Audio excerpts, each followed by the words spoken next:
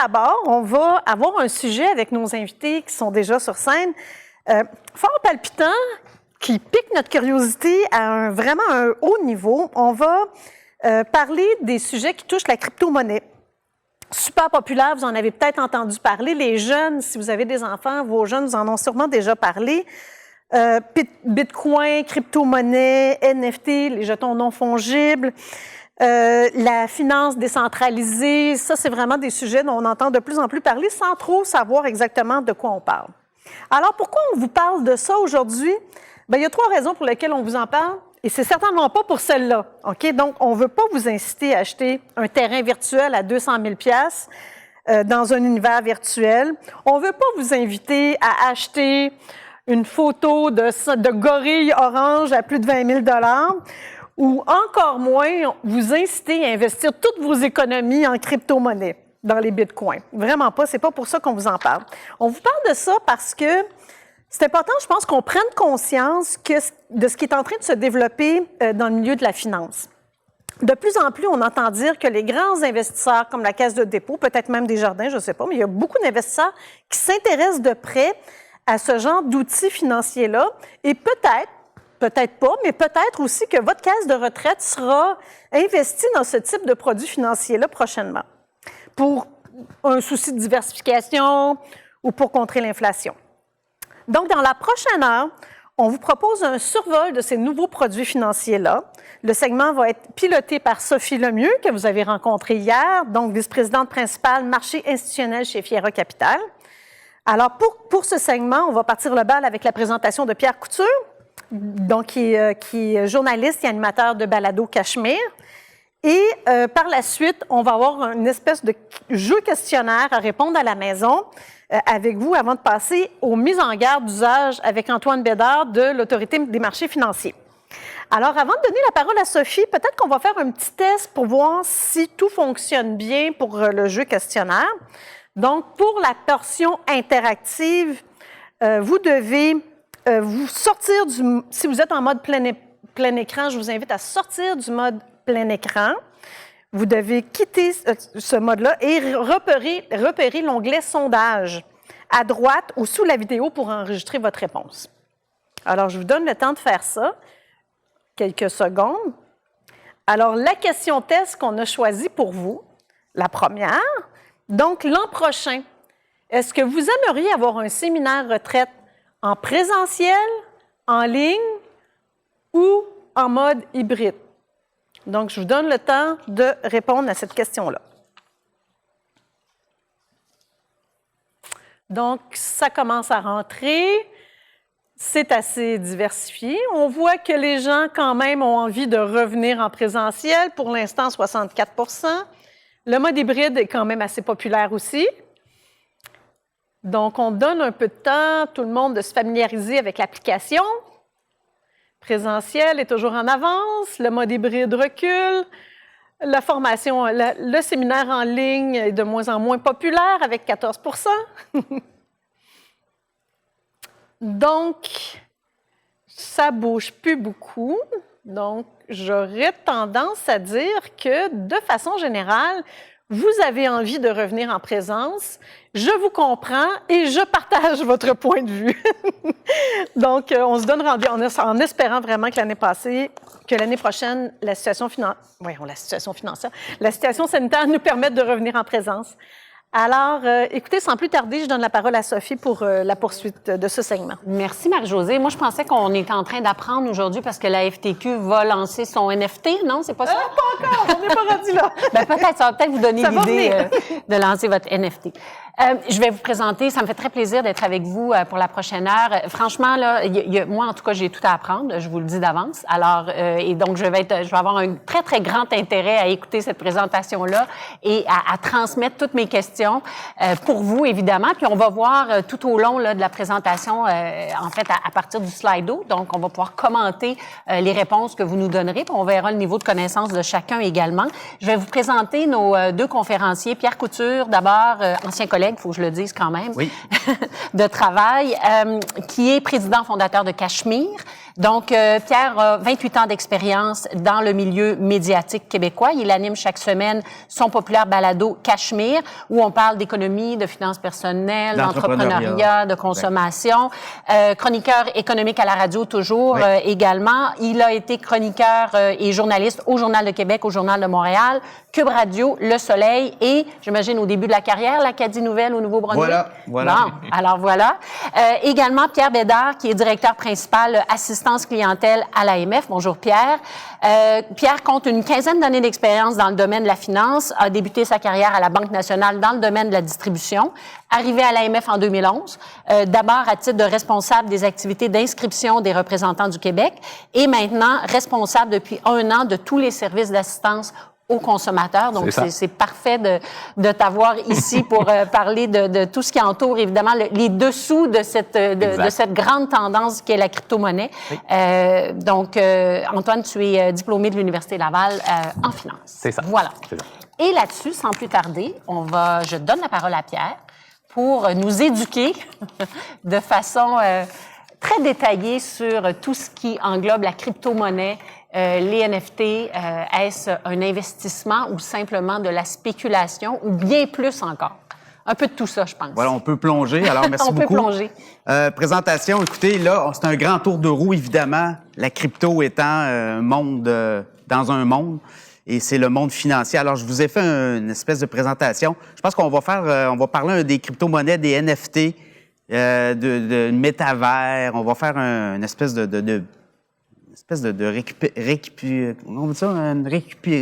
on va faire le tour. Alors, on va y aller. On va plonger. Voyez-vous, là, c'est un marché qui explose. Au mois de novembre, le Bitcoin était autour de 67 000 $. Et là, vraiment, ça a explosé. 3 000 milliards de dollars de marché de crypto-monnaies. Le Bitcoin s'est retraité un petit peu, puis toutes les crypto-monnaies aussi ont comme un peu retraité, là. Mais je regardais ce matin, autour de 40, 41, 42 000 $ le Bitcoin. Évidemment, c'est la grosse portion, c'est le Bitcoin, c'est la mère des crypto-monnaies, si on veut. Mais il y a quoi? On dit actuellement, une crypto-monnaie, on peut avoir sa propre crypto-monnaie. La FTQ pourrait avoir sa propre crypto-monnaie, pourrait avoir des jetons numériques, des NFT. Donc, on dénombre à peu près actuellement 20 000 crypto-monnaies, mais il y en a beaucoup plus. Et ça change beaucoup, ça varie. Et là, les technologies évoluent aussi assez rapidement. Donc, c'est un marché en explosion. On va expliquer un peu, parce que la crypto-monnaie, dans le fond, c'est une unité, c'est comme un dollar, mais c'est un dollar numérique. Mais il y a il faut trouver comment on dit ça, des applications pour que ça soit utile. Là, on le voit, il y a le Bitcoin, mais à partir du Bitcoin et d'autres crypto-monnaies, il y a toutes sortes d'applications qui se décuplent. Et là, on est rendu dans les jetons numériques, les NFT, il y a des plateformes de transactions, il y a des univers métavers où on transige seulement en crypto-monnaie. Alors, on va faire le tour de ça, mais clairement, on est dans un univers numérique qui est en train de se construire sous nos yeux. Comment fonctionne la crypto-monnaie? La crypto-monnaie, c'est une unité virtuelle, hein? C'est une monnaie virtuelle, ça le dit. Donc, ça peut être échangé, négocié comme n'importe quelle devise physique, mais tout est numérique. Et contrairement à une banque centrale comme la Banque du Canada qui gère le dollar, tout centralisé, dans le cas de la crypto, c'est décentralisé. On appelle ça des bases de données distribuées et ça fait en sorte que la chaîne de blocs, donc les blocs qui s'accumulent, on est capable de suivre les transactions. Donc, c'est les mineurs de crypto-monnaies qui fournissent l'énergie pour ajouter les transactions et jusqu'aux vendeurs. Alors, on appelle ça la monnaie décentralisée. Et c'est proof of work. Dans le fond, ce qu'on fait, c'est que pour le travail d'un mineur qui va fournir l'énergie sur son ordinateur, c'est la preuve du travail. Les unités de chaîne de blocs, qu'est-ce que c'est que ça? Dans le fond, je viens de l'expliquer un peu. Concrètement, dans la vie de tous les jours, la chaîne de blocs, ça peut s'appliquer à plein d'utilités. Pensez à l'alimentaire pour suivre la traçabilité des aliments.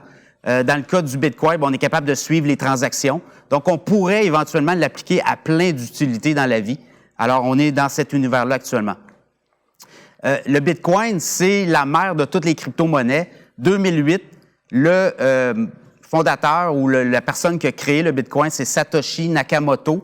C'est un pseudonyme. On n'a pas idée qui est derrière ça. Lui détiendrait à peu près 1,1 million de Bitcoin. Tout part de transactions en pizza. Donc, ce monsieur que vous voyez là, lui, il a acheté 2 pizzas pour 11 000 bitcoins. Imaginez.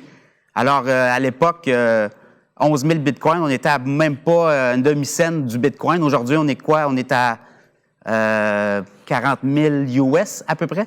Alors, imaginez comment lui, en tout cas, il regrette pas son achat, là, mais c'était la première transaction du bitcoin à l'époque. Il y avait eu 11 000 bitcoins. Donc, lui, il serait, je sais pas s'il serait milliardaire, mais il serait très riche aujourd'hui s'il avait gardé ses bitcoins. Mais ça a été la preuve que ça marchait, ça fonctionnait. Donc, dans le fond, les bitcoins, on a 21 millions d'unités. C'est des unités, c'est dans l'univers du bitcoin, là, il n'y aura pas plus que 21 millions. Actuellement, on est près de 19 millions distribués et ça fait en sorte que c'est une monnaie qui est courue parce que, justement, les unités sont limitées. Alors, c'est un peu, si vous voyez le timeline, là, on va regarder un peu, puis jusqu'en 2029, puis après ça, il n'y aura pas plus que 21 millions de bitcoins en distribution. Actuellement, ce qu'on voit beaucoup dans les régulations, c'est que je pense que cette année, c'est une année charnière. On va avoir des gouvernements qui vont vouloir réguler, on va avoir des opérateurs de marché ou des contrôleurs de marché qui vont vouloir commencer à réguler. On le voit en Europe, le projet MiCA notamment, les Européens veulent contrôler ou encadrer les crypto-monnaies.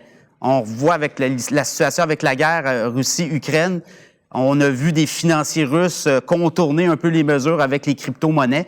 Ça fait pas l'affaire notamment de l'Union européenne. On veut commencer à encadrer. On s'en va vers ça. Alors, je pense que cette année, on va voir, puis même Joe Biden aux États-Unis aussi qui en a parlé, les Russes aussi démontrent d'un intérêt. On le voit en Ukraine. Le gouvernement ukrainien a demandé des dons à la population partout dans le monde et on va passer par les crypto-monnaies avec une plateforme FTX. Donc, je pense qu'on s'en va pas mal vers un encadrement des cryptos. Cette année, Joe Biden, la semaine dernière, a demandé à un comité d'étudier. S'est montré très ouvert. Donc, les Américains, je pense, vont tolérer, mais pour le moins, ce qu'on voit, ce qu'on sent. Ils veulent encadrer les crypto-monnaies, mais je pense qu'ils n'iront pas pour les attaquer ou les mettre à terre. Les Américains veulent peut-être avoir éventuellement leur dollar numérique, la banque, la Fed, la Réserve fédérale, mais ce qu'on sent, puis de ce qu'on a vu comme ouverture de Joe Biden, c'est qu'on va les tolérer, mais on va aussi les taxer. Parce que vous le savez, les États-Unis, mais tous les gouvernements sont très, très endettés avec la COVID et on veut aller chercher des nouveaux revenus. Et je pense que les cryptos apparaissent comme un secteur intéressant pour eux, pour aller chercher des nouveaux revenus. Vous le voyez, il y a des pays qui songent à imposer des taxes de 30 %. L'Inde, entre autres. La Thaïlande, ils songeaient, reculer. Donc, encore beaucoup d'essais. On recule, on avance.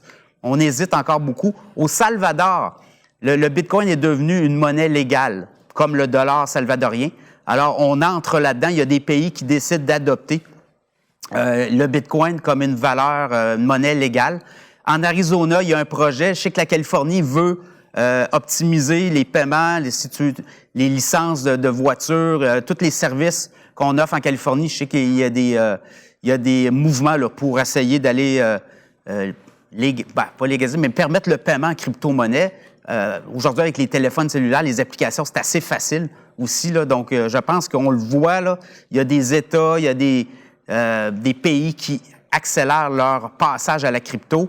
On le voit aussi dans le monde financier. KPMG a dit récemment, on a acheté du Bitcoin, on a acheté de l'Ethereum. Ils n'ont pas dévoilé le nombre d'unités qu'ils avaient achetées, mais ils ont des services aussi de recherche et de services conseils à la crypto. Donc, on voit de plus en plus les financiers s'intéresser à la crypto-monnaie. Donc, c'est très intéressant. C'est des avancées qu'on ne voyait pas il y a 2-3 ans.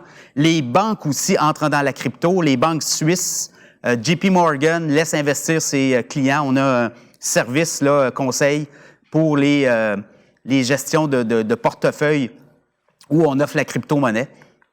Les caisses de retraite aussi, on le voit, la caisse de dépôt a investi dans Celsius Network. En Australie, les grands fonds de pension embarquent. Est-ce que le fonds FTQ ou le fonds de solidarité va embarquer? Tranquillement, on le voit, là, c'est un mouvement qui est de fond et qui fait son nid.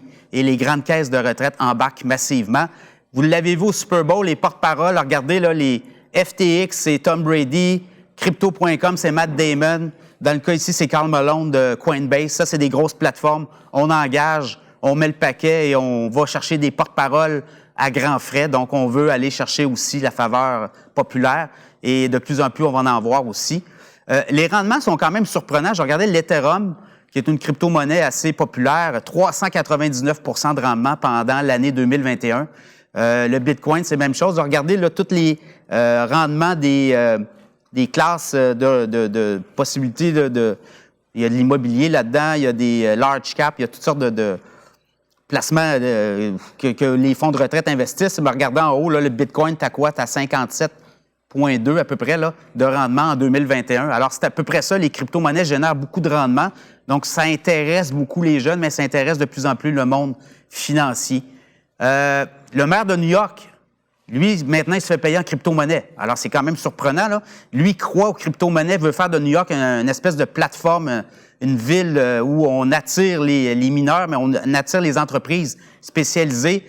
Odell Beckham, qui est un joueur de football, se fait payer également en Bitcoin. Donc, on voit de plus en plus ça, des personnalités se faire payer en crypto-monnaie. Donc, ça donne aussi de la crédibilité aux crypto-monnaies. Mark Cuban, qui est un multimilliardaire américain, Shark Tank, qui est l'espèce d'émission comme les Dragons ici au Québec, lui, investit beaucoup, dit que lui, à peu près 5 de son portefeuille est en crypto-monnaie. Donc, on le voit, ça attire beaucoup des gens qui ont des fortunes. Donc, à partir de là, on va voir un mouvement, puis on le voit aussi là, sur les plateformes, de plus en plus de transactions. Valeur refuge, des compagnies à la bourse, là, comme Tesla, Square, MicroStrategy, ont vraiment un programme d'acquisition de Bitcoin dans leurs réserves. Et c'est stratégique, oui, mais en même temps, comme Tesla offre le paiement en Bitcoin, donc ils doivent avoir du Bitcoin dans leurs transactions. Et l'autre chose, c'est dans les monnaies. Pour les multinationales, faire des transactions avec 26, 30, 40 monnaies différentes, le Bitcoin est en dollars US, c'est moins compliqué. Alors, on le voit de plus en plus des compagnies à la bourse qui adhèrent au mouvement des cryptos. Vous en avez quelques exemples là. Fidelity, 4 000 milliards d'actifs sous gestion, quand même, là, c'est pas une binerie, comme on dit. Eux croient que le Bitcoin va demeurer la mère des crypto-monnaies, sera la crypto à battre au cours des prochaines années et ne voient pas comment d'autres crypto-monnaies pourraient surpasser la popularité et la façon dont on a implanté cette crypto-là en chaîne de blocs. Alors, les NFT, je vous ai parlé des crypto-monnaies, mais là, vous voyez, le marché des NFT explose. NFT, c'est un non-fungible token, c'est un jeton numérique. Là, les arts, les sports, les commerces au détail, les jeux vidéo, c'est un marché actuellement évalué à 40 milliards, mais ça en forte croissance. Un NFT, par exemple, je vous donne l'exemple de Cole Caulfield avec le Canadien de Montréal. Le Canadien de Montréal a mis récemment en vente des NFT sur les performances des séries, dernière série de la Coupe Stanley. Donc, on pouvait acheter un jeton numérique unique et ça a créé un engouement chez les partisans du Canadien. Donc, les équipes de sport le font, les sportifs le font eux-mêmes. Et il n'y a pas de limite à un NFT. Dans le fond, c'est un jeton numérique. C'est un document numérique que vous vendez, mais avec la certitude que quand vous l'achetez, vous êtes l'unique propriétaire. Et là, si le jeton numérique est populaire, il peut prendre la valeur. On le voit. Ça, c'est l'exemple des fameux singes, les apes. On avait mis en vente à 300 $, on avait mis 10 000 en vente et récemment, il y en a un des singes qui s'est vendu 2,8 millions aux enchères. On avait payé 300 $ à l'époque.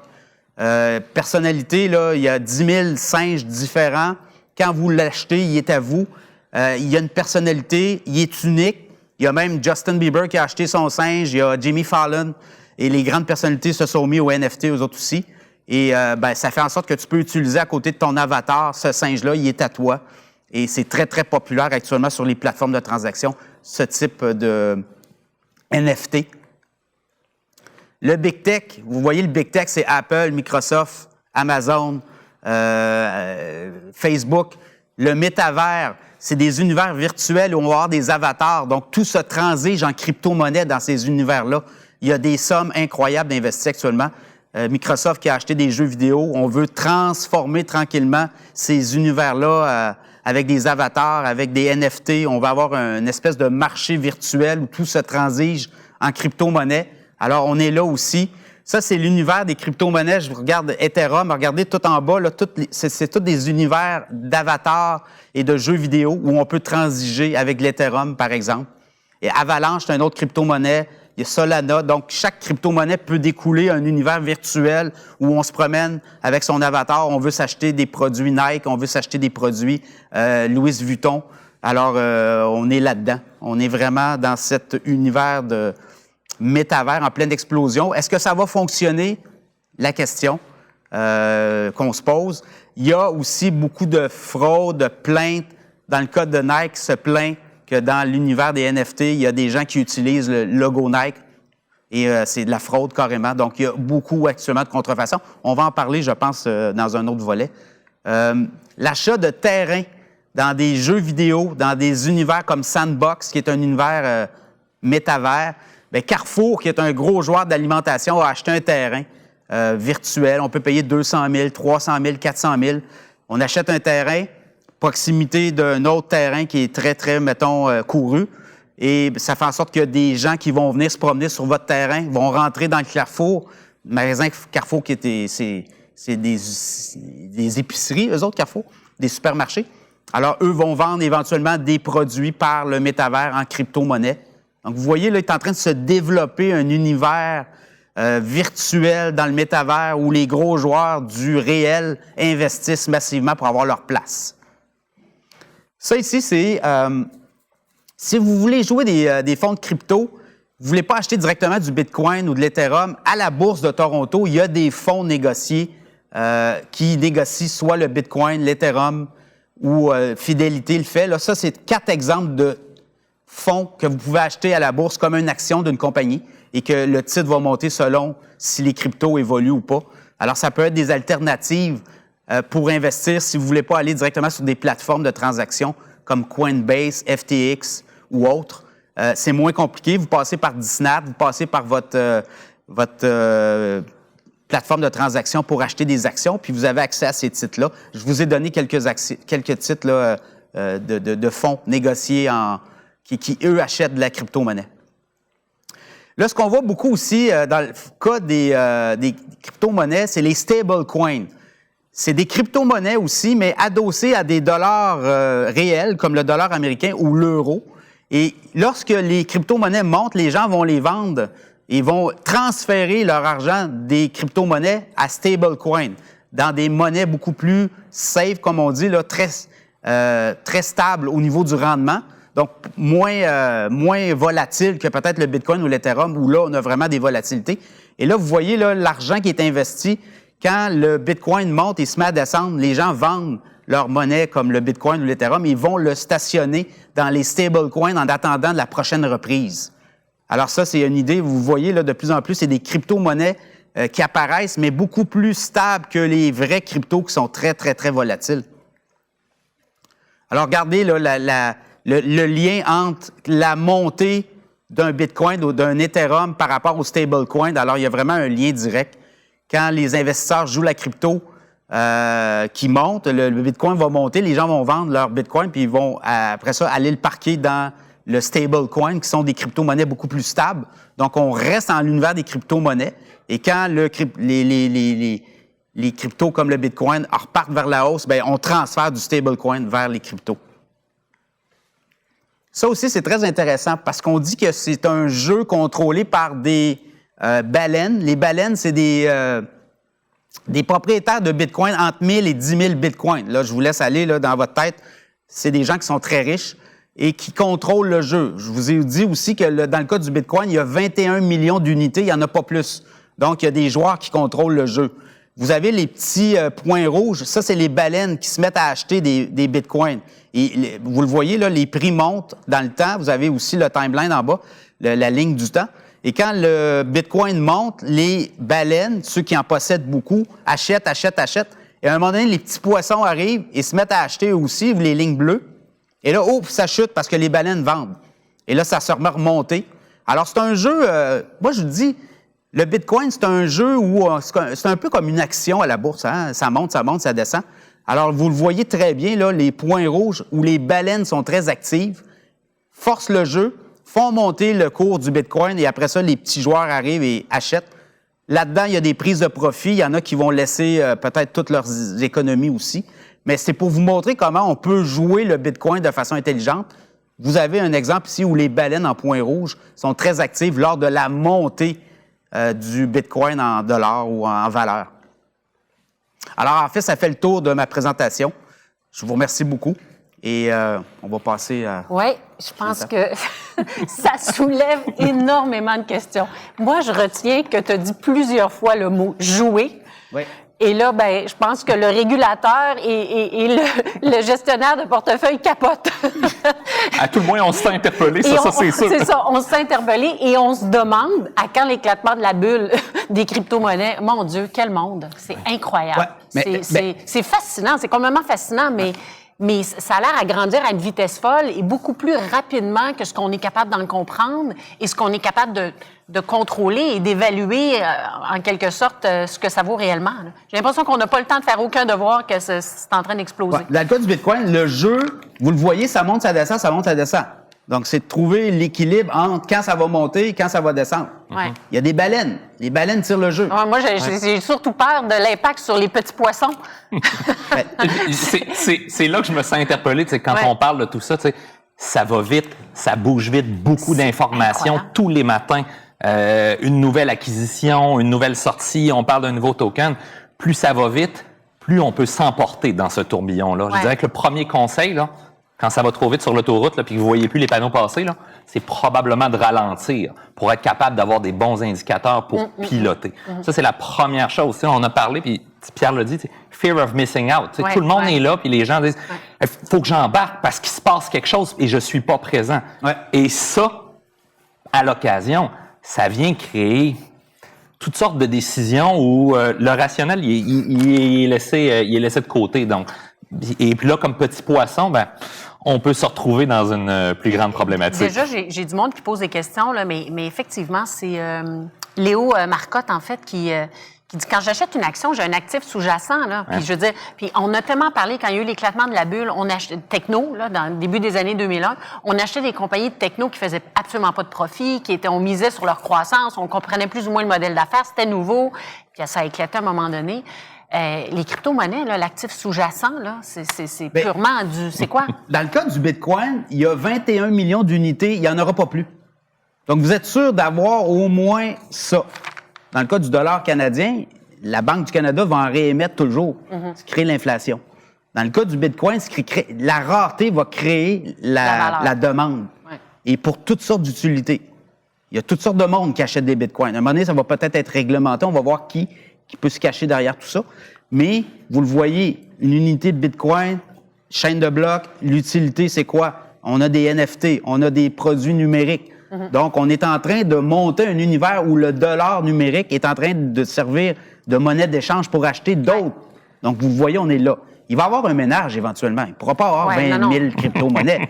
Mais moi, je vous dis, concentrez-vous sur le Bitcoin, l'Ethereum. Peut-être que là, vous allez avoir des pistes. On va y aller avec notre Slido. Ça va nous faire réviser certaines choses que tu as dites. Alors, on va voir si on a bien appris nos leçons, notamment, puis on va pouvoir en discuter. Donc là, je pense que vous allez voir la première question, en fait, là, je vous laisse le temps en même temps d'ouvrir le Slido. Donc, dans la liste suivante, laquelle n'est pas une crypto-monnaie? Ethereum, Bitcoin, Piastron, Dogecoin ou Shiba Inu? Alors, selon vous, laquelle n'est pas une crypto-monnaie? Je vous laisse un peu le temps de répondre. Déjà, tu disais que tu nous parlais de... C'est quoi les chiffres déjà? 20 000. 20 000 crypto-monnaies, mais la valeur, 3 000 milliards? 3 000 milliards. C'est incroyable. Mais il va 20 000 crypto-monnaies différentes. Mais effectivement, il risque d'y avoir un espèce éventuellement de ménage qui va se faire. Les plus forts vont gagner. C'est vraiment intéressant. Ouais, les résultats qu'on voit là, c'est vraiment intéressant. J'ai hâte qu'on voit ça se cristalliser, là, mais ça n'en dit quand même beaucoup. Là. Quand on voit les résultats, là, il y a des choses que vous allez pouvoir comprendre quand on va laisser ça se cristalliser. Là, il va y avoir des interventions agréables. Je pense qu'on peut conclure. Là. Donc, dans le fond, vous êtes plus de la moitié à penser que c'est le Shiba Inu, qui n'est pas une crypto-monnaie. On hésitait avec le Piastron. En réalité, on a l'air, en tout moins, tout le monde connaît le Bitcoin. Et là, Ethereum, tu l'as mentionné à plusieurs reprises. Oui. Donc, la majorité, évidemment, la très grande majorité savent que c'est effectivement une crypto-monnaie. Donc, la bonne réponse, en fait, celle qui n'est pas une crypto-monnaie, c'est le Piastron. Exact. Donc, le Shiba Inu est une crypto-monnaie, mais qu'on ne savait pas. Oui. La majorité du monde ne le savait pas. C'est drôle, quand on parle du Shiba Inu, là, les gens, si vous vous promenez un peu sur les réseaux sociaux, là, on parle beaucoup de Shiba Army ou des gens qui essaient de donner. Le Dogecoin Shiba Inu, c'est un peu des lookalikes, excusez-moi l'anglicisme. Okay. C'est de petites crypto-monnaies qui sont parties des fois un peu, puis Pierre, un peu comme des blagues, hein, on peut se dire ça. Là, absolument. Dans le cas du Shiba Inu, là, c'est Elon Musk. Exact. Avec ses tweets qui l'a mis au monde. Ah oui? Donc, il a dit, intéressez-vous à cette crypto-là. C'est des jeunes qui ont mis ça au monde. Exact. Ça a explosé. Et le Dogecoin, essentiellement, puis on parlait tout à l'heure de valeur intrinsèque, la question du public. Le Dogecoin, pourquoi est-ce qu'il a pris un envol? Parce qu'un jour, Elon Musk s'est réveillé à coups de tweet à un endroit où on ne savait guère et a dit « Je vais accepter le Dogecoin pour payer des Tesla. » Ouais. Donc, à ce moment-là, automatiquement, il y a une valeur qui se crée, il y a une confiance parce que le véhicule permet de faire quelque chose, comme Pierre l'expliquait. Fait que c'est à ce moment-là que le Dogecoin prend. Puis là, les gens, puis même le Dogecoin et le Shiba Inu, là, le Dogecoin, là, le logotype, là, si vous recherchez sur Internet, c'est un Shiba Inu. Là. Je veux pas mêler les cartes, là, mais c'est un chien. C'est un chien. Okay. Fait que là, il y a des gens qui ont essayé de partir puis de dire, hey, on va essayer de se créer quelque chose parce que nous, on a manqué le raz-de-marée du Dogecoin, on va se créer un Shiba Inu. Puis là, ça m'amène à vous amener sur une piste de vigilance. Créer un jeton, Pierre l'a dit, c'est simple. Si créer un jeton, c'est simple, et plus que moi, Antoine, dans mon salon, je crée un jeton, si je suis un fraudeur, je peux facilement me créer un Shiba bisou, disons de cette façon-là. On va dire ça de même. Puis moi, j'ai entendu parler de Shiba Inu, next big thing, Shiba bisou, ça va vite, je ne sais pas trop c'est quoi. Et on associe un visage important à ça. Exactement. Les cryptos le font. Pierre parlait de Matt Damon tantôt, associé à. C'est correct, mais on est capable de prendre une photo, de se payer une petite pub sur Facebook, géolocaliser en fonction des intérêts financiers. Puis vous le savez, là, vous vous faites pousser des bancs là, parce que vous avez regardé des bancs sur Wayfair, sur votre page Facebook. Si vous commencez à regarder des cryptos, vous allez avoir toutes sortes de choses qui vont se présenter. Il va y avoir toutes sortes de choses qui vont se présenter du côté de la crypto. Fait que là, vous pouvez vous faire proposer de petits jetons bizarroïdes de cette façon-là. Là, j'ai entendu parler de Shiba Inu, puis pourquoi Shiba Bisou? Ah, c'est ça, je vais embarquer dedans, je mets dedans. La première nouvelle que vous avez, c'est du vent. Les gens sont partis avec, c'est passé quelque chose. Oh. Exact. Beaucoup de fautes. Puis on utilise les logos de médias connus. Hein? Oui. Faites attention, il y a du faux, c'est incroyable. Ah oui. Juste ça, là, vous pouvez vous promener, là, puis là, probablement que ça va vous arriver. On est en ligne là, aujourd'hui, là, puis on parle de crypto. Probablement que plus tard, là, dans vos algorithmes, là, il va y avoir des propositions de Meta Token, Amazon Token. Ce ne sont pas des vrais tokens. Mais quand vous les regardez, tu te dis, un token de Meta, Facebook, sur Facebook, doit être bon. Le visage on ne sait même pas qui a créé le Bitcoin. C'est un pseudo... La personne qui l'a créé, là, on la connaît pas réellement, elle se montre pas, on la connaît, on la connaît pas. Les gens qui sont autour de l'univers Bitcoin savent à peu près qui pourrait être là, la personne. OK. Mais le Bitcoin est très solide. Hein? Oui, mais ce que je veux dire, c'est que toutes ces nouvelles crypto-monnaies qui arrivent sur le marché, si on ne connaît même pas et que le vrai fondateur du Bitcoin est à peine connu, toutes les petites crypto-monnaies qui se sont lancées, comment on fait pour avoir confiance en ça?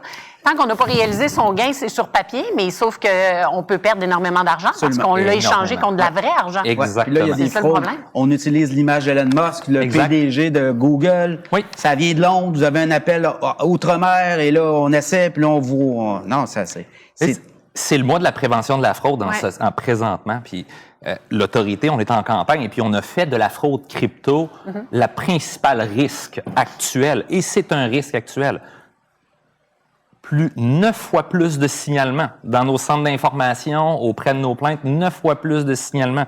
Des gens qui sont embarqués, des gens qui veulent. Puis c'est pas la faute de la crypto. Je vais dire ça de cette façon. Des fraudeurs, il y en a. Mais quand on combine le buzz crypto et l'intérêt de la chose avec ça, là où il y a de l'homme, il y a de l'hommerie, il y a la possibilité de faire de l'argent, le fraudeur va venir. C'est probablement les mêmes, moi je me plais à dire, c'est probablement la même business qui vous proposait un héritage africain, je vais dire ça de cette façon-là, qui ont fermé, puis qui ont réouvert une business où maintenant on vous propose de faire de l'argent, mais avec des cryptos. Tout à fait. On va y aller avec la deuxième question, si vous voulez bien, avec le slido. Quelle valeur record approximative a atteint le Bitcoin en novembre 2021 en dollars américains? Alors, est-ce que c'est 980 $ américains, 64 000 $ américains, 1,34 million de dollars américains, 1 340 000, ou bien 16,89 $. Donc, on est pas mal pour le moment vers le 64 000 américains. Ça, c'est en novembre 2021. Oui. Le plus haut, bien là, c'est parce que je veux pas, on va attendre de voir la réponse finale avant d'analyser un petit peu plus. Bon, mais je pense qu'on l'a pas mal. En fait, 64 000 dollars américains, vous êtes plus de 90 %. Donc, on en a quand même pas mal parlé dans les médias avec cette valeur-là quand ça a franchi 60 000 dollars américains. Oui. La plus haute valeur jamais eue, c'est 64 000 et là, dollars on est américains. sur la prochaine vague. Et C'est-à-dire que actuellement, là, il est à... Il est à 41, 40, 41, OK. 42. OK. Et là, on pense qu'il pourrait éventuellement aller plus haut. Tout est une demande, offre. Là, les baleines sont en train Là, les d'acheter. baleines sont en train de monter Puis là, je leur- comprends que les petits poissons vont arriver après. Et voilà. Puis après ça, ça va rebaisser. Exactement. C'est inquiétant. Justement, votre campagne de prévention de la fraude, toute cette notion-là de spéculation, là, comment vous Et puis, l'abordez? c'est sûr que c'est très important. Donc, le principal risque, comme je disais, c'est là, présentement, c'est fraude. Une fois qu'on a passé la question de la fraude, sur la question de l'investissement, les questions qu'on se posait précédemment, lorsqu'on voulait investir, sont toujours les mêmes. Ouais. Est-ce que, je connais le produit dans lequel je vais investir? Hein? Est-ce que le produit me convient? Est-ce que, puis une question simple là, qu'on devrait se poser, là, ce que j'investis, est-ce que je suis prêt à le perdre? Ouais. Parce que on ne sait pas trop de quelle façon. Mais en même temps, si on est capable de dire, ça m'intéresse d'apprendre, puis on n'est pas en train de dire que il ne faut pas apprendre, mais puis j'avais cette discussion-là avec mes ados de 15 ans qui sont super intéressés par ça, mais un petit peu. Comment, de façon ralentir, se poser des questions, faire des analyses, mais que ça va tellement vite qu'on ne veut pas manquer l'événement de marché, on ne veut pas manquer le prochain pic vers le haut. Et puis là, à ce moment-là, on peut se poser des questions. Et troisième chose qu'on peut se poser, avec qui je fais affaire? Quel est mon intermédiaire? Il y a des plateformes qui sont inscrites au Canada en vertu de la réglementation. Ce n'offre pas une protection contre les aléas de marché, mais à tout le moins, ça s'assure que dans notre diligence raisonnable d'achat, on peut faire affaire avec un intermédiaire encadré dans lequel des règles se portent et puis qui vient rassurer à ce moment-là l'investisseur qui voudrait tremper ses orteils dans l'univers de la crypto. Dans ma présentation, là, j'offre des alternatives, là, des fonds négociés en bourse, comme une action en bourse. Qui répliquent des paniers de crypto-monnaies. Et voilà. Puis c'est quand même Fidelity, CI Financial, c'est des gros joueurs sérieux, là. Donc, ils partiront pas avec l'argent. Mais ça demeure, même si c'est un fonds négocié en bourse, dans le spectre rendement-risque, ça demeure dans le très risqué. Ça demeure dans le très risqué. Tu peux perdre complètement ta valeur. Parce que j'ai Alexandre ici qui dit, étant donné la volatilité des cryptos, quel pourcentage de notre portefeuille devrions-nous consacrer? Évidemment, c'est propre à chacun. Là. Oui.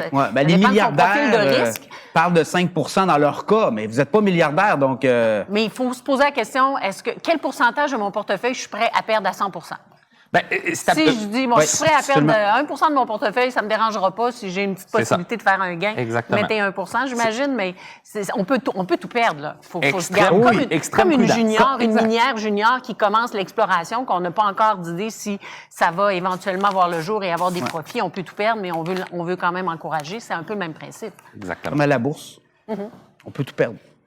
Ben, tout à fait. En action, les gens qui ont investi dans Nortel s'en souviennent. Oui, il y a quelques histoires comme ça. Hein. Un autre qui a fait un film là, sur l'or ou quelque chose comme ça. On se souvient vaguement. On s'en rappelle. Le film Gold, qui était très mauvais en passant, mais qui nous a rappelé une triste histoire. Le Bre-X, en fait. Oui. OK. Alors, on y va avec la troisième question. Donc, je regarde l'heure en même temps. Pourquoi dit-on que les crypto-monnaies ont un impact sur l'environnement? Alors, parce qu'on utilise des métaux rares pour les produire, parce que les cryptos parcourent de longues distances avant d'arriver au Canada, parce que parce que vous allez plus vite que moi, parce que le minage de crypto consomme beaucoup d'électricité. Bon.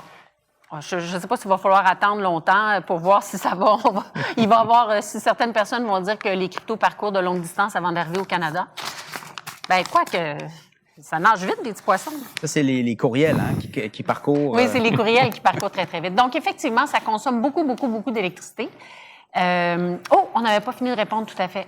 Mais la bonne réponse, c'est la consommation d'électricité. Puis peut-être on peut revenir là-dessus, là, Oui. Pierre, parce que moi, tout ce concept-là d'être un mineur, là, on peut-tu devenir mineur demain matin? Oui, Comment? si tu veux, tu peux miner OK, de chez OK. vous. Alors, comment ça Ben, fonctionne? en fait, là? c'est pour devenir mineur, c'est dans le fond que tu te prêtes ton énergie à la chaîne de blocs de OK. Bitcoin, puis en retour, eux te rémunèrent, OK. te donnent un petit pourcentage. Par contre, ton ordinateur doit être assez puissant parce qu'il y a des résolutions mathématiques pour embarquer dans cette chaîne-là. Et ça devient une espèce de prérequis, là. Donc, c'est pour ça que n'entre pas qui veut. Et on te rémunère sur le proof of work, donc sur le travail que tu vas, que tu vas faire pour ajouter des transactions dans la chaîne de blocs. OK. Donc, Ça a eu des impacts importants, ces activités de minage-là. Je ne sais pas si dans l'auditoire, il y a des gens qui sont des technos ou qui ont des jeunes à la maison, mais essayez pas de trouver des cartes graphiques qui servent à faire ça. Le prix de ces activités-là, de ces pièces d'informatique-là pour miner, a été propulsé vers le top parce que les gens s'en servent à ça. Et, parallèlement, qui produit beaucoup d'électricité à feu fort coût?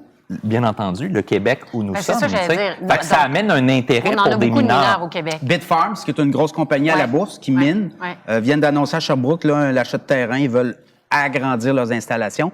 Les Chinois ont sorti les mineurs de crypto-monnaie. La Chine a dit, on va garder notre électricité pour nos usines. Donc, on a comme transféré cette production de minage vers l'Amérique du Nord, l'Amérique du Sud. Mais le Québec, on produit de l'électricité verte. Ouais. Donc, c'est quand même un bilan positif. Elon Musk est très fier du Québec par rapport à ça. Pour ça. Mais donc, dans le fond, je comprends bien, ça prend évidemment de l'équipement informatique De pointe. performant, de Oui. pointe, mais les logiciels sont extrêmement coûteux maintenant. Donc, oui, on peut s'improviser mineur, mais il faut avoir les moyens, les pièces, en je fait. veux dire les pièces, Ouais, c'est plus les pièces à la base de tout ça. Puis il y avait vous me permettrez de jouer mon rôle de mise en garde. Oui, oui, oui. Il y avait une question, il y avait une sous-question, une sous-réponse que personne n'a répondu, mais la distance que parcourent les échanges sur la chaîne de blocs, permettez-moi de vous rappeler une chose, c'est quand on disait parce que les cryptos parcourent de longues distances, c'est aussi une facilité. La crypto, ça s'échange rapidement. Ça peut partir d'une main rapide, sans intermédiaire et parcourir.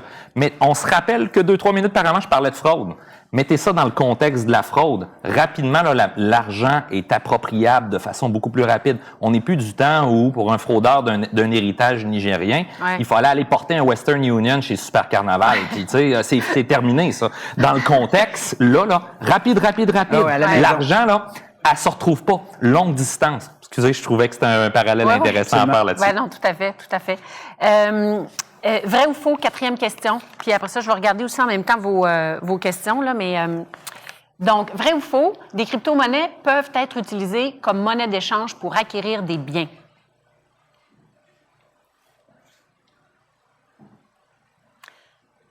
Donc, voilà. Je pense pas que personne va mettre faux. La réponse est effectivement vraie. Puis, dans le fond, tu en avais parlé, Pierre, dans ta présentation. Puis, il y a quand même de plus en plus d'entreprises qui permettent l'échange de crypto-monnaies. De toute façon, tu as donné l'exemple de Tesla. Oui, il y a Visa qui a émis une carte de crédit en crypto. Donc, vous payez vos achats avec votre carte de crédit, mais votre compte est en crypto. Donc, avec crypto.com, la plateforme de transaction. Donc, on est là. Puis, quel est l'avantage de permettre ça? Bien, c'est une ouverture. On voit que c'est un marché qui est en croissance. On veut aller chercher des clients. On veut s'ouvrir. Donc, il y a du marketing autour de tout ça aussi. OK. Donc, pour une entreprise, c'est beaucoup du marketing. Ben, il y a beaucoup de branding, d'être actuel, d'être de son temps, d'offrir ça. Puis encore là, comme on disait tout à l'heure, une question de confiance. Plus il va y avoir de la façon d'utiliser ces modes de paiement-là, plus à ce moment-là, l'écosystème se précise et puis se définit, si je peux dire. Donc, c'est important pour ces joueurs-là, dans les facilités de paiement, là, comme Visa, là, d'aller de l'avant dans ces technologies. Et puis, je sais pas sur moi, je veux pas m'embarquer à répondre à une question comme ça, mais est-ce que les caisses de retraite devraient investir un pourcentage dans les crypto-monnaies? Alors, je sais pas si c'est monsieur ou madame Lheureux qui posait cette question-là, mais tu as vu, toi, dans la littérature, en tout cas, bien, tu donnais l'exemple de la Caisse de dépôt. Caisse de dépôt, mais la Caisse de là. dépôt investit dans une entreprise de mineurs qui fait c'est ça? Entre autres, mais ils ont aussi des plateformes de transactions. Ils ont des plateformes de transactions en crypto-monnaie. Ouais. Puis dans la littérature, qu'est-ce que tu as vu d'autre comme exemple de places qu'on accorde dans un portefeuille en crypto-monnaie? Je passe pas beaucoup, là. On y va exploratoire, hein? On commence. L'univers des fonds de retraite, c'est des univers très conservateurs. On y va tranquillement, on regarde, il y a des fonds d'investissement beaucoup plus spécialisés, là, donc on va se coller à ces gens-là qui ont développé une expertise. KPMG, Service Conseil, le fait. Donc, il y a de plus en plus ça dans les banques. Et je pense qu'on touche... Pensez, là, la monnaie, le dollar, la Banque du Canada, éventuellement, va avoir son dollar numérique. C'est en effervescence, mais on est quand même au balbutiement d'une certaine manière. Mais convenance. On vient à convenance. C'est se poser cette question-là. Est-ce que ça convient à mes objectifs de placement? Ben, exact. Conservateur, protection du capital. Si on fait l'adéquation entre les deux, je vous laisse tirer vos propres conclusions. Non, puis effectivement, puis dans le cas des régimes de retraite qui ont des politiques de placement qui évoluent actuellement, on regarde des classes alternatives actuellement comme de l'immobilier, du tangible, l'infrastructure, de l'agriculture, le côté très, très spéculatif comme les crypto-monnaies.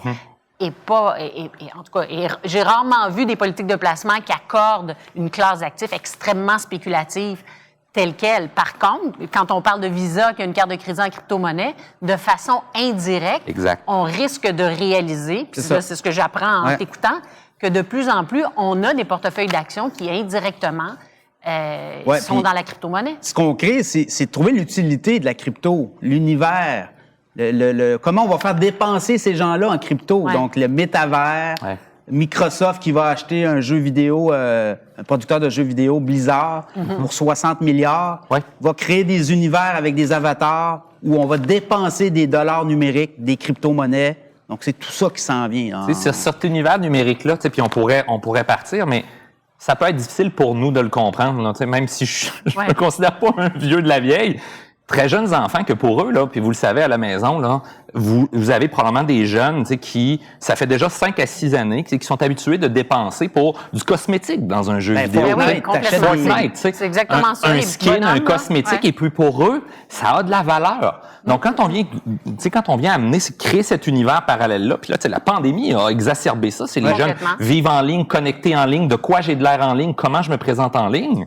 C'est clair qu'il y a un intérêt. Puis Microsoft, en acquérant une base, un achalandage de clientèle en crypto, ou pas en crypto, mais en jeux vidéo, vient mettre la table pour ça. Donc, on a le besoin de suivre ce phénomène-là, d'être prudent à l'égard de ce phénomène-là, mais on peut pas complètement se fermer et dire « ce n'est pas pour moi ». On peut pas ignorer ça. Non, puis on comprend pourquoi les institutions financières s'y intéressent, on comprend pourquoi les banques centrales s'y intéressent, puis on comprend pourquoi il va falloir réglementer éventuellement. Parce qu'à partir du moment où ça devient un phénomène parallèle extrêmement important par rapport aux devises en circulation. Puis là, le Salvador l'utilise comme monnaie. Là, je ne sais pas si ça va être le seul pays à faire ça. Il y a d'autres pays qui s'en viennent aussi. Puis les gouvernements, beaucoup d'endettement, vont vouloir aller chercher des nouveaux revenus, taxation. Donc, on va se coller à où l'argent est. Il y a ça aussi. Vous achetez, vous réalisez un gain important en crypto-monnaie. C'est imposable. C'est imposable. C'est imposable. Vous le voyez, là, c'est la saison des impôts. Probablement que vous vous promenez, vous allez le voir, là. Revenu Québec va en parler, puis c'est un gain en capital imposable. Voilà. J'ai une question ici de monsieur ou madame Sylvestre, je n'ai pas le prénom. Est-ce que ça sert surtout au blanchiment d'argent? Il y en a. C'est sûr qu'il doit en avoir énormément. Ça doit être difficile de savoir si c'est surtout. Les chiffres sortent, hein? On a vu des chiffres, et puis malheureusement, oui, parce que cet anonymat-là et cette rapidité-là de d'étourdir, si je peux dire, les autorités dans la traçabilité des fonds, elle vient créer disons, c'est comme le Far West, hein, ça vient créer cet univers-là qui se colonise de l'Ouest américain. Même chose, là, elle vient créer toutes sortes de bonnes et de mauvaises choses utilisées à mauvais escient. Et puis cette traçabilité-là, qui n'est pas dans des institutions traditionnelles, rend ça compliqué. Ouais. À la base, parce que c'est une autre question que j'ai, mais à la base, l'avantage des crypto-monnaies, c'est quoi? Si on avait à sortir son avantage. Ben, Je vais laisser Pierre répondre. Moi, j'ai une réponse. Ben, c'est de sortir du système traditionnel. Je pense que les premiers utilisateurs étaient des rebelles, peut-être aussi. Mais c'est de se créer un univers à soi, là, où on a une unité de crypto-monnaie. Les fondateurs du Bitcoin, c'était ça un peu, c'était de battre un peu, parce que eux disaient, le dollar américain, bon, quand les gouvernements vont pas bien, on réimprime d'argent, donc ça crée de l'inflation. Alors que cette unité-là va toujours demeurer stable, limitée en termes de nombre disponible. Donc, on vous laisse créer un monde à soi. C'est un peu ça, on est dans le monde du virtuel, l'univers. Une perception de régulateur, tu sais, je pourrais difficilement m'avancer avec les messages de prudence, tu sais, qu'on veut envoyer par rapport à ça. Tu sais, quels sont les avantages?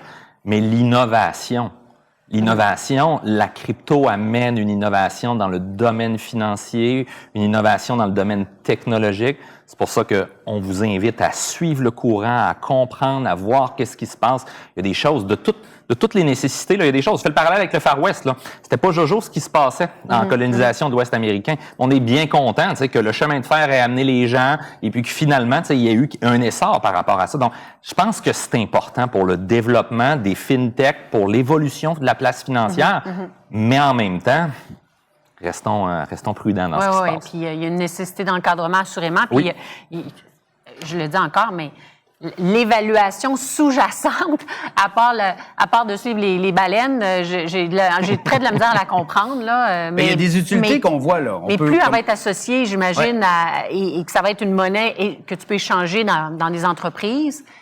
Je sais pas. Peut-être que ça va... ça va être intéressant de voir si les gouvernements vont accepter de se faire tasser. Parce qu'une devise sous-jacente, tu vas l'évaluer en fonction des risques géopolitiques, en fonction de l'endettement du pays, en fonction de un paquet de choses, ces matières premières qu'elle exploite ou pas, ou bon, etc., là, les taux d'intérêt et tout. Le Bitcoin ou les crypto-monnaies, il n'y a rien de ça, là. Je vois ça comme un jeu. C'est ça. Le mot « jouer », c'est le mot qu'on va avoir le plus entendu. Je pense que c'est correct, oui, bon message. OK. Alors, on va y aller avec la question numéro 5, qui est notre dernière question. On va pouvoir continuer à discuter, puis je vais faire le tour aussi des questions que je vois. Quelle équipe de la Ligue nationale de hockey a lancé ses propres objets numériques de collection sous la forme de jetons non fongibles, donc de NFT? Les Stars de Dallas, le Canadien de Montréal ou les Kings de Los Angeles?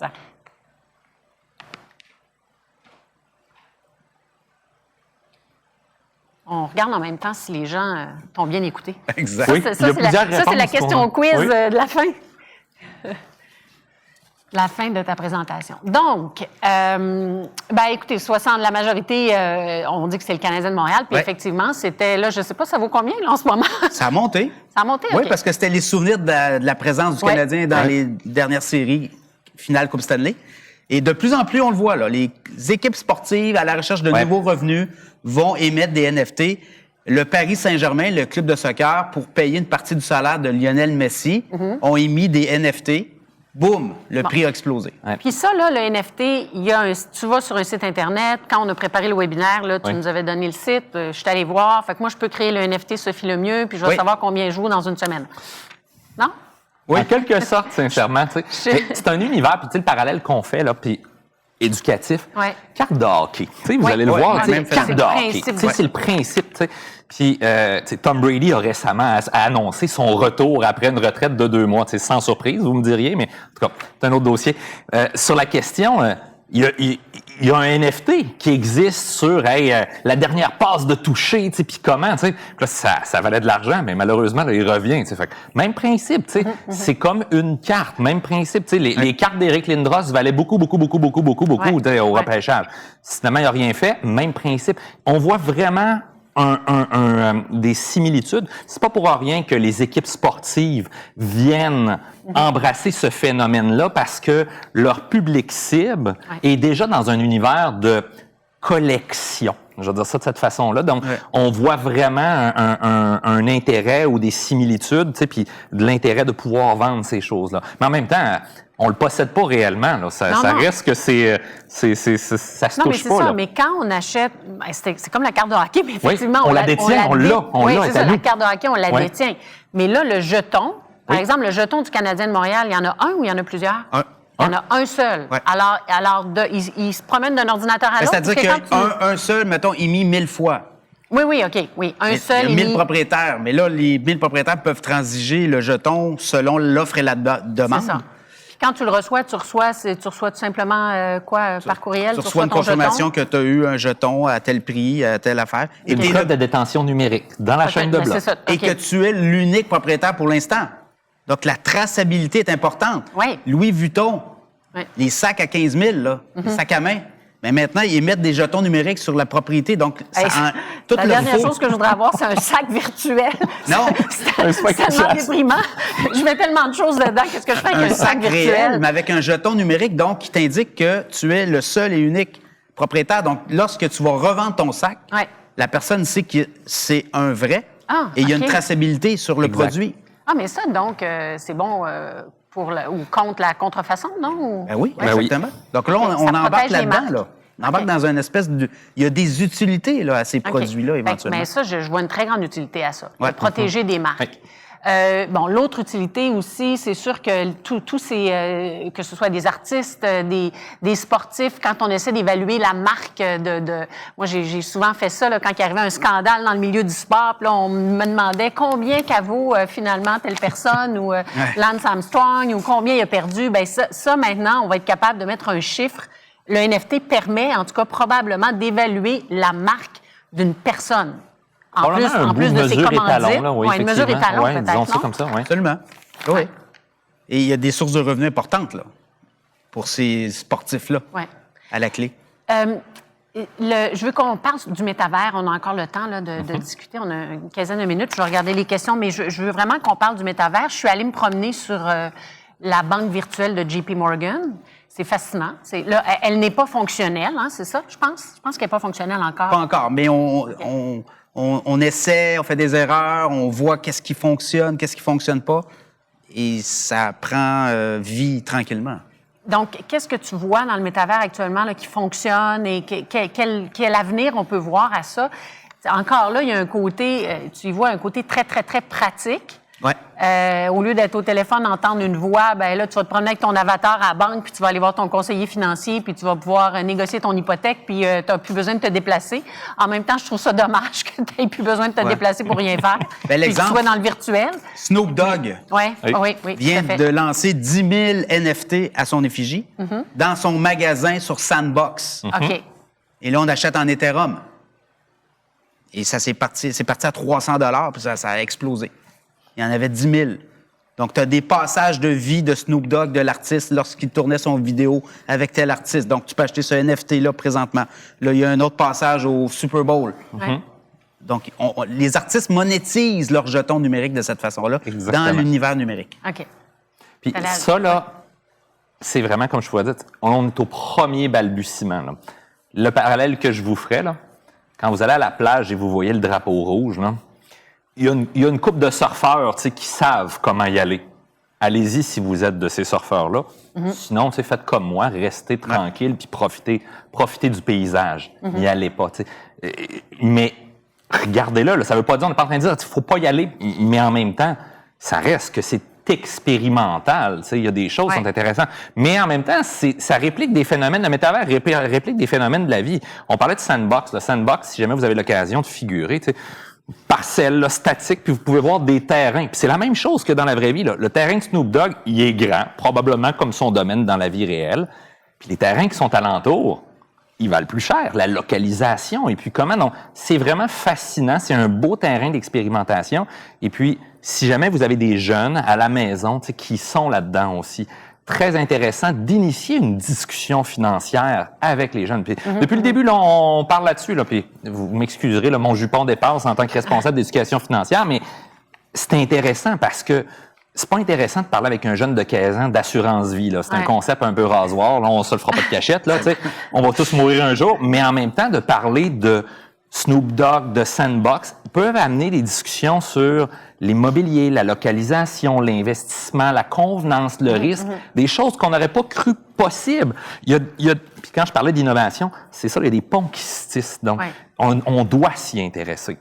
Avec un drapeau rouge à la plage, on regarde un peu, mais on s'y intéresse. Il y a un côté, c'est vraiment chaîne pyramidale, là, complètement. Là. Puis je sais pas, là, non? Bien, il y a quand même des acheteurs et des vendeurs. Hein? Oui. Donc, quand il y a un acheteur, c'est parce qu'il y a une demande, il y a une offre. Nike fait la même chose avec Stephen Curry, vedette des Warriors. Ils ont vendu des Nike pour des avatars sur le métavers, $300. Ils ont tous vendu. Donc, il y a des gens qui se promènent dans l'univers Sandbox ou autre avec un avatar et ils ont des Nike de Stephen Curry. Nike les a vendus $300, la paire. Là, il va. Bon, tantôt, tu disais qu'il allait avoir sûrement un ménage, là, parce que là, on a 20 000 crypto-monnaies différentes, puis éventuellement, ça va probablement diminuer. Ça va passer tôt ou tard par une crise, là. Je parlais de bulle, là, mais c'est sûr que tôt ou tard, ça va passer par l'éclatement de quelque chose, là. Et ça va arriver à un moment où tout le monde va décider de sortir en même temps puis de vouloir monétiser leur argent, j'imagine. Est-ce qu'on voit ça venir? Comment on... Malheureux. Je peux pas dire qu'on a des indicateurs prédictifs, mais c'est clair que de notre côté, tu sais, certaines craintes à cet égard-là. Tu sais, Pierre parlait tout à l'heure, tu sais, des stablecoins, tu sais, qui sont des jetons dont la valeur est fixée à un taux. Tu sais. Parce que c'est adossé à quoi? Hein? Mais la journée que tout le monde décide en même temps de vouloir retirer ça, est-ce que la fixation peut se tenir? Il y a des questions prudentielles, là, tu sais, qu'il y a des questions, tu sais, d'investir, comme de gestion d'institutions financières, tu sais, de confiance par rapport à ça. Donc, quels vont être les effets? Puis là, ça devient de plus en plus important. Donc, oui, tu sais, il y a des messages de « Hey, c'est beaucoup moins volatile » jusqu'à temps qu'à un moment donné, pas la pyramide, mais il y a une semi-crise, puis qu'on a ce qu'on va en français, un run to the bank, tu sais, puis on veuille ressortir l'ensemble de nos billes, puis là, à ce moment-là, la valeur là-bas était garantie par quoi, tu sais? Titres adossés à des actifs, on pense aux fameuses hypothèques commerciales, là. Les PCA. Exact. Et c'est ça. Puis à un moment donné, ça a éclaté. Alors, ça ne veut pas dire que ça va disparaître, mais ça veut dire qu'il pourrait y avoir un réajustement. Est-ce qu'on peut emprunter en Bitcoin? Oui. Donc, on peut s'endetter en fait, tu peux prêter tes bitcoins pour une rémunération. Okay. Il y a plein de fonctionnalités là, qu'on peut... Parce que plus ça grossit, plus ça risque de faire mal et ça risque de même... Et si c'est adossé à une vraie devise, éventuellement, ça peut vraiment déstabiliser un système financier. Là. Et voilà, on est là-dedans. Les autorités réglementaires surveillent. L'AMF comme d'autres. Et à un moment donné, l'ordre va venir. Les Américains, je pense, vont peut-être... L'Europe aussi est très divisée là, sur est-ce qu'on les encadre et on les force à resserrer les rangs. Là. Une question ici qui nous vient de, je pense que c'est Maiden. Est-ce que la crypto-monnaie pourrait s'imposer comme mode de paiement des salaires? Bien, tu en as parlé. Dans certains cas, on le fait. Oui, il y a des organisations où on le voit. Le maire de New York se fait payer en crypto. Il y a des joueurs de la NFL maintenant qui se font payer en Bitcoin. C'est quoi la raison derrière ça? Pourquoi il a décidé de se faire payer en crypto? Lui croit au phénomène. Il croit au phénomène. Et lui se dit, si je reçois 20 000 de Bitcoin, au dollar, à la valeur actuelle, puis que le 20 000 monte à 60 000 éventuellement.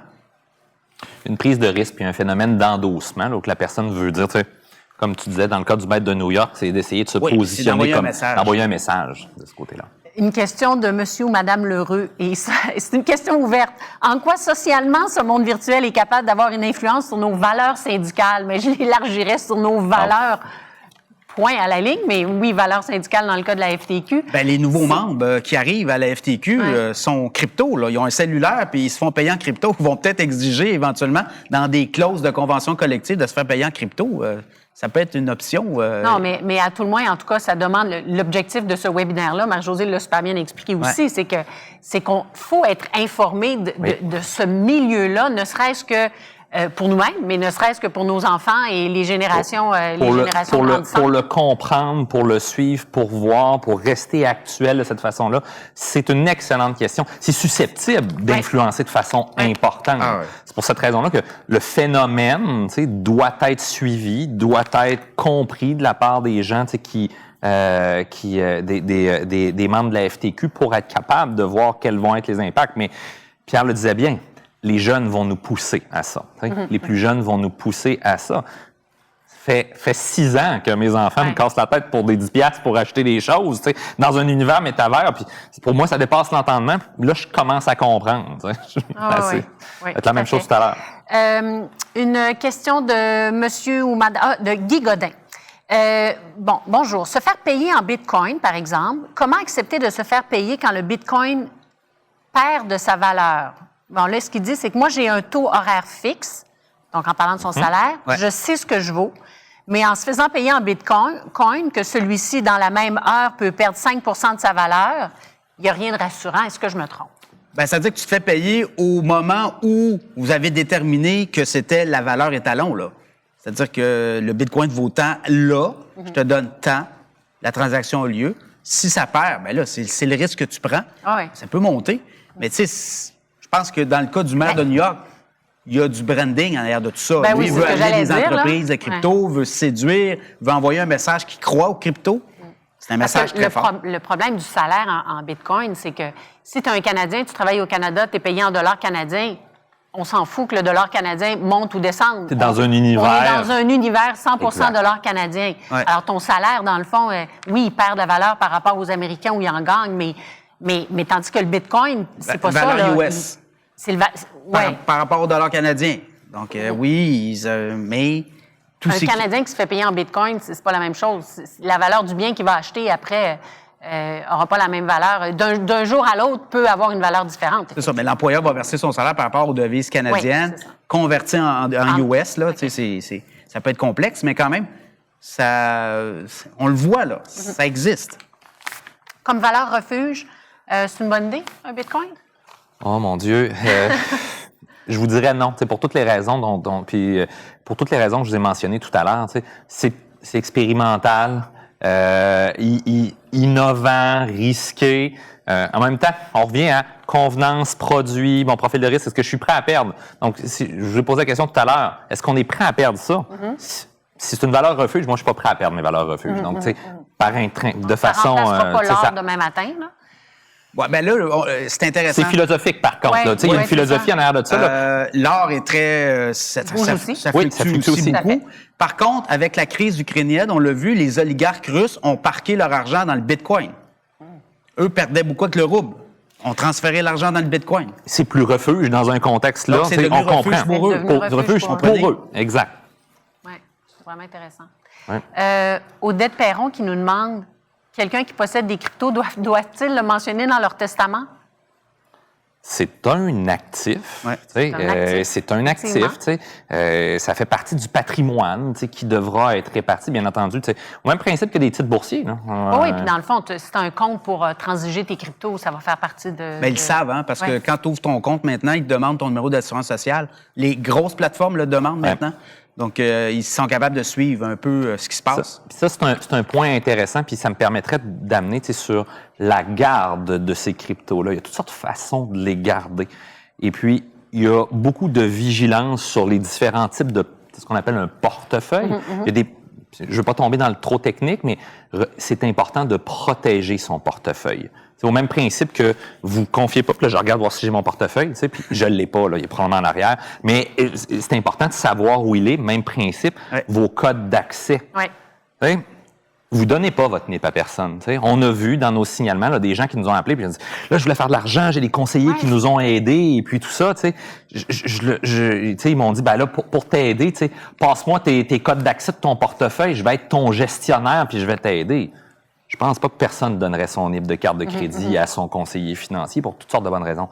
C'est la même chose. La garde de vos actifs numériques, elle est importante. Là, il y a toutes sortes de solutions. Des solutions en ligne. Il y a même des solutions là où ça n'existe pas dans le en ligne. C'est sur une clé USB dans un support physique que quelqu'un pourrait mettre dans un coffret de sûreté à la banque. C'est vraiment intéressant, mais posez-vous des questions. Si vous achetez des cryptos, où sont-elles détenues? Comment sont-elles détenues? Comment est-ce que je peux faire pour y accéder?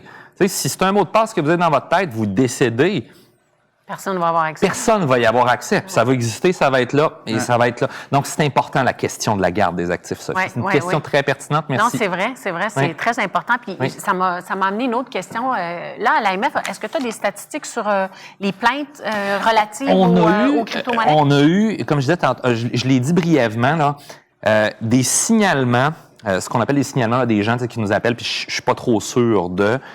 On en a eu à peu près 300 l'année dernière. L'année précédente, on a eu 25. C'est plus, on voit vraiment un phénomène. On voit vraiment que ça se décuple. Les schémas là, les plus importants à faire attention, les fraudes par affinité.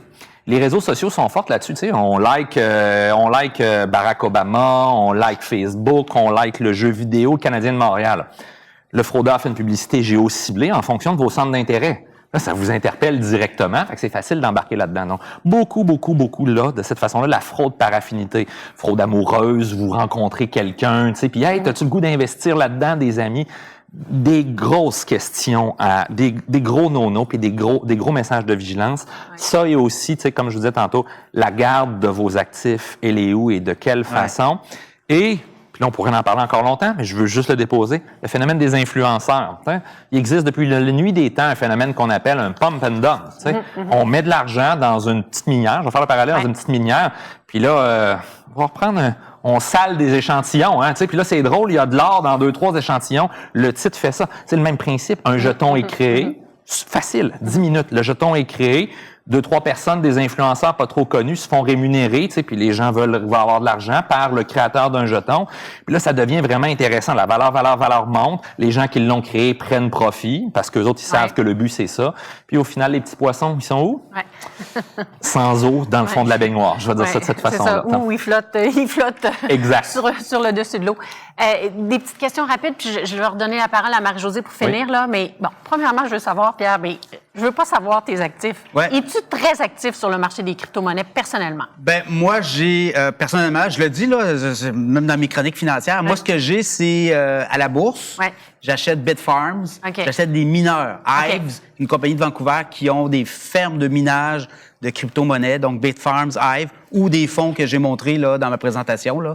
Pour moi, ça me satisfait. Parfait. Et là, ça te permet de suivre le marché. Puis ça te j'essaie permet de aussi suivre le mouvement des baleines et tout ça. Mais encore là, c'est de l'argent que je suis sûr que T'es correct. Si jamais je la perds, c'est fini, c'est terminé. Oui, tu joues, comme tu as dit. Je m'amuse. Et j'ai quelqu'un, monsieur ou madame Charette, qui dit un site pour transiger, si on commence, non frauduleux, évidemment. Si on commence, quel site là, que tu suggères? J'avais dans ma présentation, là, j'avais FTX, Crypto.com, Coinbase, Binance. Ça, c'est les 4 gros joueurs, pas mal safe. OK. Si on veut commencer là-dedans. Moi, je vous invite aussi, registre des personnes autorisées de l'autorité. Si jamais vous voulez savoir si les plateformes sont inscrites, si les plateformes avec qui vous voulez faire affaire, il y a des plateformes qui sont actuellement inscrites, il y en a qui vont être inscrites. C'est un phénomène quand même assez récent.